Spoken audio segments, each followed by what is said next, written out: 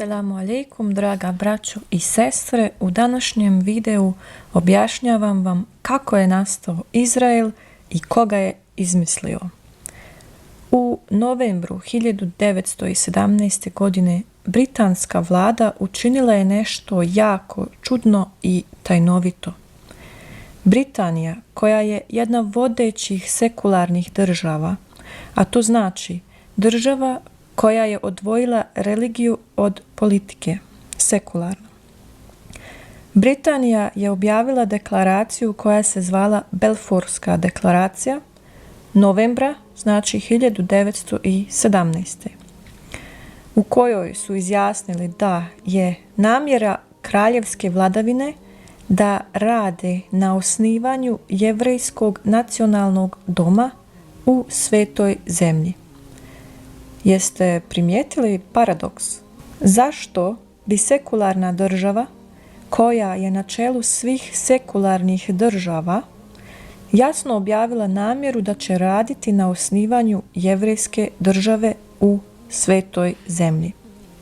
Decembra 1917. godine britanska vojska, koju je tad vodio general Allenby, porazila je Osmansko carstvo pod kojim je do tad bila Sveta zemlja, to jest Palestina, i s tim je oslobodila Svetu zemlju ispod vladavine Osmanskog carstva.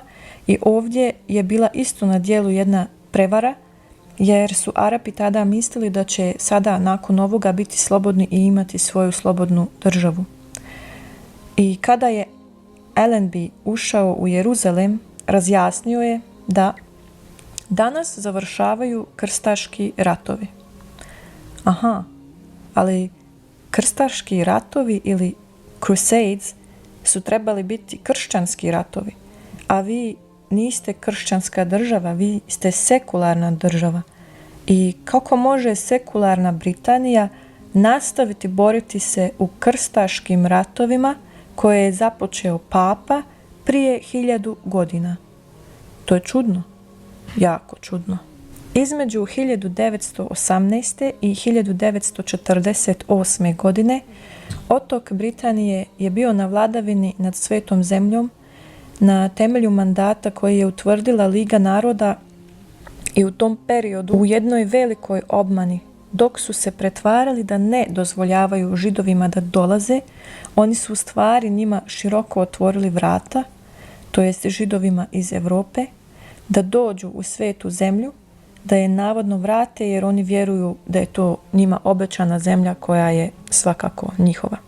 Na inicijativu muftije jeruzalemskog Hadž Amina al-Husajnija u Jeruzalemu je 1931. godine održan Sveislamski kongres u kojem su prisustvovala 153 delegata iz 22 islamske zemlje, a povod je bio protivljenje odlukama zapadnih zemalja i Lige naroda. U tom se pojavio Adolf Hitler, što je samo još ubrzalo eksport i dolazak Jevreja iz Europe. 1947. Generalna skupština Ujedinjenih naroda je usvojila rezoluciju kojom se predviđa podjela palestinske teritorije na palestinsku i židovsku državu. Palestinci i mnoge arapske države bile su protiv toga, a cionisti su ovu odluku slavili kao veliki uspjeh. Dan nakon toga cionisti su formirali naoružanu grupu zvanu Kagana, koja je zauzela područja na kojima je omogućeno naseljavanje Židova. I tada je znači to počelo nasilno ubijanje, progonjenje Palestinaca i useljavanje Židova. Onda 1948. Britanija je uradila nešto još najčudnije ikad. Inače, Britanija je država koja je predana zakonima i strogo ih se drži. Ali 1948. oni su otišli iz Svete zemlje kao što se lopov iskrade u noći. Prvi put ikada u historiji Britanije nije bilo nikakve legalne predaje nadmoći od Britanije sljedećoj vladajućoj državi. 1948.